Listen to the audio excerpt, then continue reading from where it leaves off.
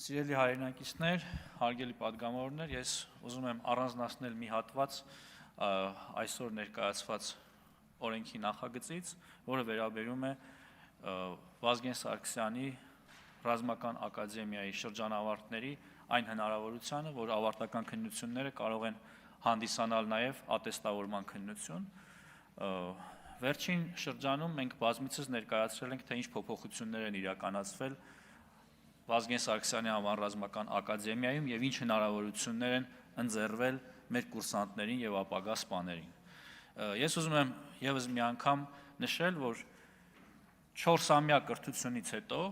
երբ ավարտում է Վազգեն Սարգսյանի անվան ռազմական ակադեմիան, մեր սպաները ստանում են բնակարան, որի արժեքը այսօրվա գներով 35 միլիոն դրամ է, այսինքն Երևան քաղաքում կամ Հայաստանի Հանրապետության որևէ հատվածում մենք նրանց տրամադրում ենք սերտիֆիկատ, որի միջոցով նրանք կարողանում են կատարել այդ գնումը։ Իհարկե սա ենթադրում է, որ 20-ամյա պայմանագիրը պետք է ամբողջությամբ իրացվի, բայց նաև ուզում եմ նշել, որ գերազանց առաջադիմություն ունեցող յուրաքանչյուր սպա, որ ավարտում է ակադեմիան, կարող է ստանալ 620,000-ից մինչև 750,000 դրամ աշխատավարձ։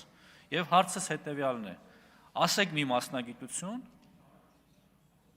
որը բուհը ավարտելուց հետո քաղաքացին կարող է անմիջապես վաստակել 620-ից մինչև 750,000 դրամ աշխատավարձ, բնակարան, այսինքն մարդը 21-22 տարեկանում ունենում է սեփական բնակարան, բարձր աշխատավարձ, պետական բազմաթիվ երաշխիքներ, եւ հարցս հետևյալն է. ընտրեք մասնագիտություն, որը ավելի լավն է։ Կարծում եմ ամենալավը եւ ամենաերաշխավորված մասնագիտությունը այսօր հենց զինվորական մասնագիտությունն է եւ կոչս մեր պատանիներին, երիտասարդներին, նրանց ծնողներին մտածեք եւ կողմնորոշվեք հօգուտ զինվորական ծառայության եւ սպայի պատվաբեր պաշտոնին ու դերին։ Շնորհակալ եմ։